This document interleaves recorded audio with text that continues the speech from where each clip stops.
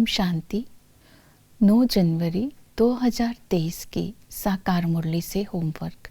आज की मुरली से हम लक्ष्य लेंगे, माला में पिरोने लायक बनने के लिए अशरीरी बन बाप और चक्र को याद करने का पुरुषार्थ करना है। आज की मुरली से विशेषता लेंगे, ब्रह्मा बाप समान बेहद का वैराग्य अपने जीवन में लाना है और पुरुषार्थ करेंगे बेहद का वैराग्य लाने के लिए। आज हम अपने अंदर देखेंगे नष्टो मोहा कहाँ तक बने हैं और पवित्रता की धारणा कहाँ तक हुई है। ये 2 धारणाएं होने से ही हम माला में पिरोने लायक बन जाएंगे।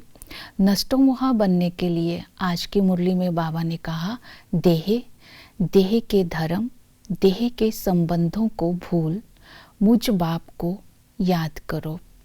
देह को भूलने की विधि आज की मुरली में बाबा ने बताई। तुम अशरीरी आए थे और तुम्हें अशरीरी बनकर मेरे पास आना है। अभी 84 जन्म पूरे हुए तो अशरीरी बनो। अशरीरी बनने के लिए जो बाबा ने अभी हमें विधि बताई कि अपने स्वधर्म में टिकना है, तो अशरीरी बनकर जब हम बाप को याद करेंगे तो इस देह को भूलना सहज हो जाएगा।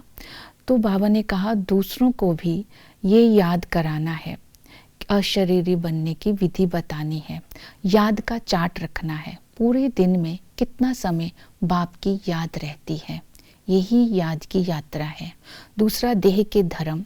बाबा ने कहा क्रिश्चियन, बौद्धि, ये सब देह के धर्म है।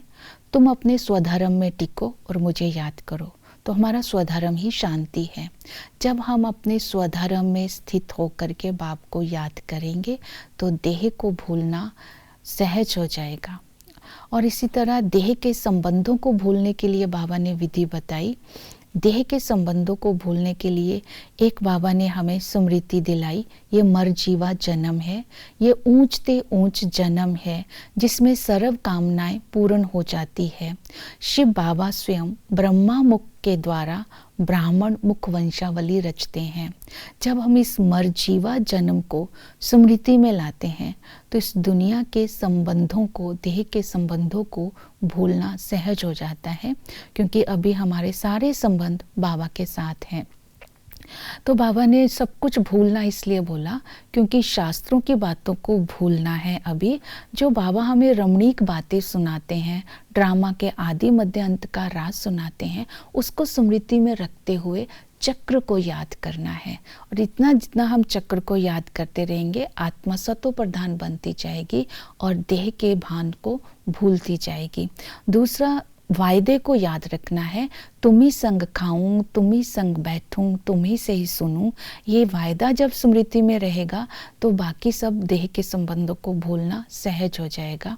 और तीसरी विधि बताई, हर कर्म करते समय बाबा मन से और मुख से निकलता रहेगा, तो मैंपन से हम मुक्त होते जाएंगे। मेरा और मैंपन से मुक्त होना ही अर्थात बाप की याद निरंतर रहेगी। जितना बाबा की याद रहेगी, आत्मा निरोगी बनती जाएगी और अंतमति सोगति हो जाएगी। और इसी तरह बाबा ने कहा तुम माला में पिरोने लायक बन जाएंगे। तो पवित्रता के लिए बाबा ने कहा तुम राज ऋषि हो, तुम पवित्र रहते हो, तुम्हारी बुद्धि सतयुग बगीचे में चली जाती है।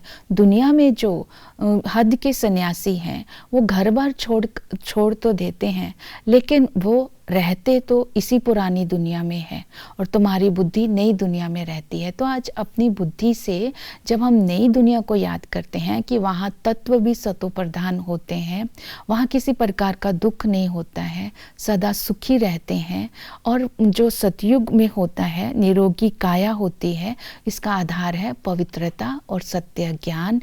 जब हम राज ऋषि कर्म इंद्रियों के राजा बनते हैं, ऋषि विकारों के सन्यासी बनते हैं, तो इसी तरह हमारे संस्कारों में पवित्रता आती जाती है। तो बाबा ने कहा ब्राह्मण कुल के भांति बने बिना भी तुम वर्षे के अधिकारी नहीं बनते।